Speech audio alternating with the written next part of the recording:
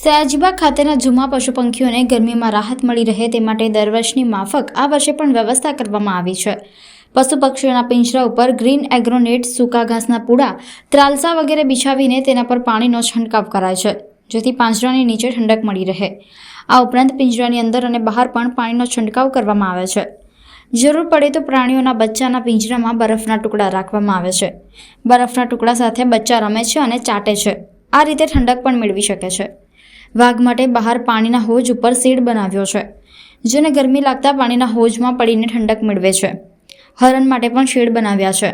જંગલી જાનવરોને અપાતા ખોરાકમાં પણ સપ્લિમેન્ટ્સ આપવામાં આવે છે। ઉનાળામાં પશુ પ્રાણીઓને સિઝનલ ફ્રૂટ, તરબૂચ, ચકરટેટી, પપૈયું, દ્રાક્ષ, કાકડી ખાસ કરીને આપવામાં આવે છે, જેથી ગરમીમાં ડિહાઇડ્રેશન ન થાય। ઝૂ ક્યુરેટર પ્રત્યુક્ષ પાટણકર દ્વારા આ સંદર્ભે વિસ્તૃત માહિતી આપી હતી।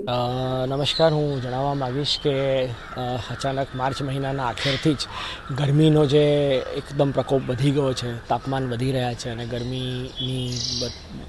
ગરમી અચાનકથી બહુ વધી ગઈ છે। પરંતુ તેને અનુલક્ષીને અમે શરૂઆતથી જ અમે ઝૂના તમામ પ્રાણીઓ પક્ષીઓ માટે જે ગરમીથી બચાવવાના જે પગલાં હતા અમે એની કામગીરી હાથ પર લઈ લીધેલી હતી।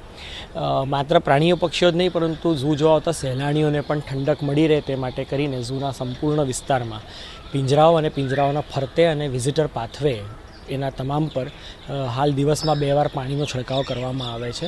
અત્યારની જરૂરિયાતને જોતાં સવાર સાંજ 2 વાર પાણીનો છંટકાવ ઘણો વ્યવસ્થિત થઈ રહે છે। ભવિષ્યમાં જો ગરમી વધશે તો આ જ પાણીના છંટકાવની ફ્રિકવન્સીને કદાચ દિવસ દરમિયાન 3 થી 4 વખત કરવાની જરૂર પડશે તો તે પણ કરવા માટે અમારી તૈયારી થયેલી છે।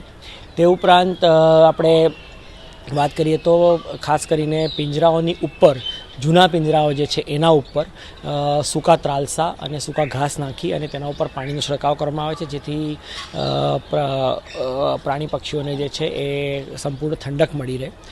આપણે નવા જે પિંજરાઓ એવિયરી જોઈએ છે એની અંદર આપણને હવે પેલા ઉપર ત્રાલસા કે એવું મૂકવાની જરૂર નથી પડતી, કારણ કે આ નવીન કન્સ્ટ્રક્શન આપણે ખાસ કરીને છત પર એક સેન્ડવિચ રૂફ પેનલનું પફ પેનલનું જે આપણે ઉપયોગમાં લીધું છે, જેના કારણે પિંજરાની અંદર તાપમાન ઓટોમેટિકલી બહારના કરતાં થોડો ઓછો રહે છે અને પાણીનો છંટકાવ કરવાથી પિંજરાની અંદરની ઠંડક બની રહે છે। વધુમાં પ્રાણીઓ પક્ષીઓ હરણોમાં એ જગ્યાએ પણ શેડની ઉપર સૂકું ઘાસ અથવા નાળિયેરીના સૂકા ત્રાલસા નાખી અને એના ઉપર પાણી છંટકાવ કરી અને તેને ઠંડકની કામગીરી હાથ કરવામાં આવે છે।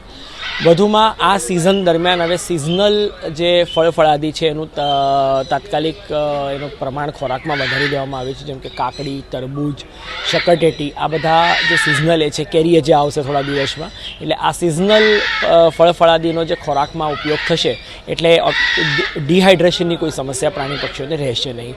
એવી રીતના જે તંત્ર અમારું સંપૂર્ણ ઝૂ વિભાગ છે જે પ્રાણી પક્ષીઓને ગરમીથી બચાવ કરવા માટે સંપૂર્ણપણે અમારી તૈયારી કરવામાં આવેલી છે।